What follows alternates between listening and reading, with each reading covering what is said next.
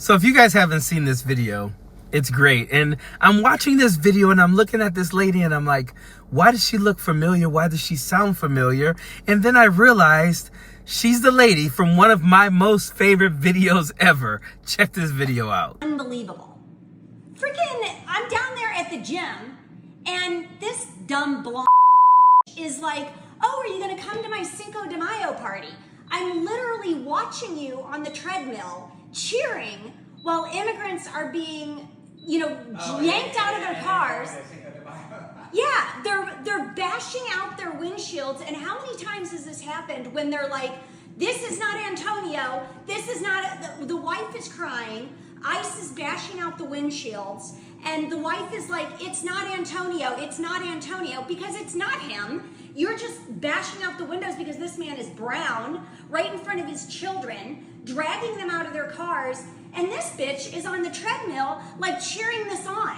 Oh, this is, it's about time we got down to business. And she's throwing a Cinco de Mayo party?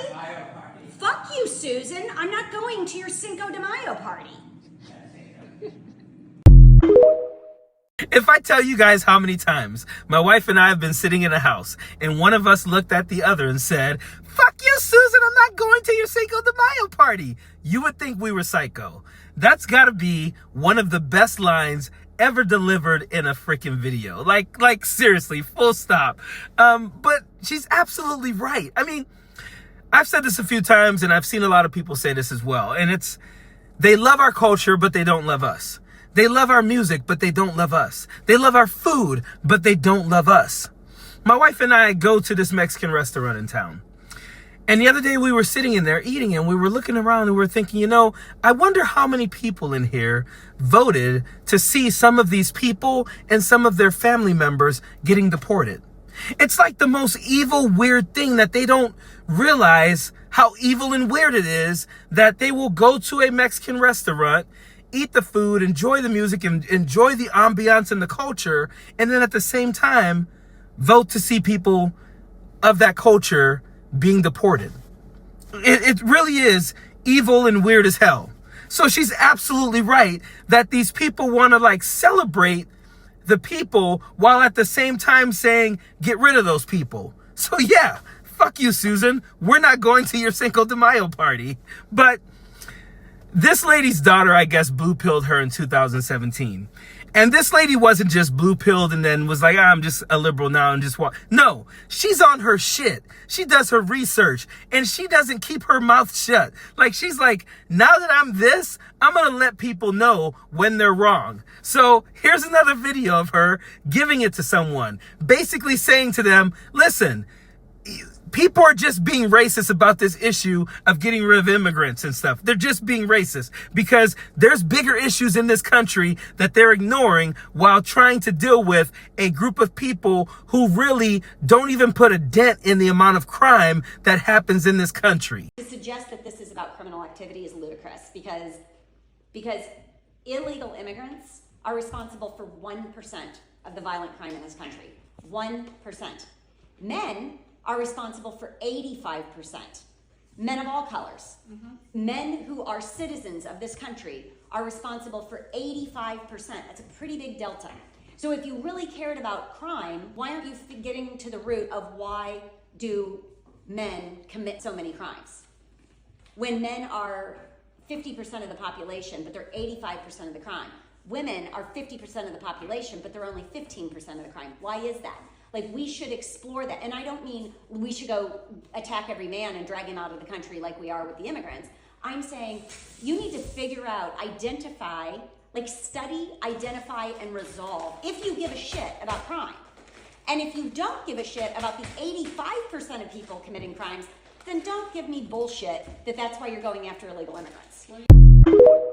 And this is not to bash men or to say all men, but let's be real here. 9 out of 10 is a pretty big number. If this were a group of Hispanics or black people, Fox News would be going wall to wall talking about how black people and Hispanic people are a problem in our society because they account for 9 out of 10 of the violent crimes in America. So it's something that we should be talking about. And why? Why do we think that? Well, one, there's a lot of toxic masculinity. Boys are taught to be strong, to suppress their emotions, to just deal with stuff, right? I remember when I was a kid growing up, my dad was that way. He was always like, you better be tough. You better just man up, right?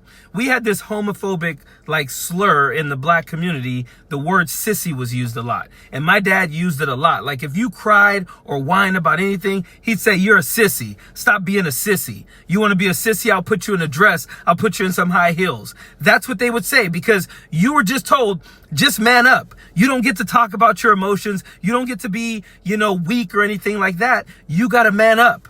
Society teaches men that like, you have to be the provider. You got to take care of your family. And at any point, if a man feels like he's failing, he loses his job, he's not making enough money, he's not making more than his wife, or anything goes wrong in the household, he starts to feel a lot of depression and anxiety for that. And there's no type of emotional support for men. Like when we started getting to a point where men were out there just saying out front, like men need to seek therapy, men need to seek help. It's okay to go get help. A lot of men were like, nah, we don't do that. We don't talk about our emotions. I still suffer from some of that now. There are still times when I'm like, nah, I got to be the man in the house. I got to show my daughters and my wife that I can, and sometimes you need to be man enough to be able to say you're dealing with some things. We have created this society that make men feel like you are not a real man if you have emotions. You're not a real man if you cry. You're not a real man if you're not always, at the forefront and the man of the house and taking care of everything for your family. Like that is just crazy. And that is why, one of the reasons why we have men who are responsible for so much more crime. So when she's talking about this, she's right. When she says, if you don't care about the 85%, don't feed me the bullshit about the 1%.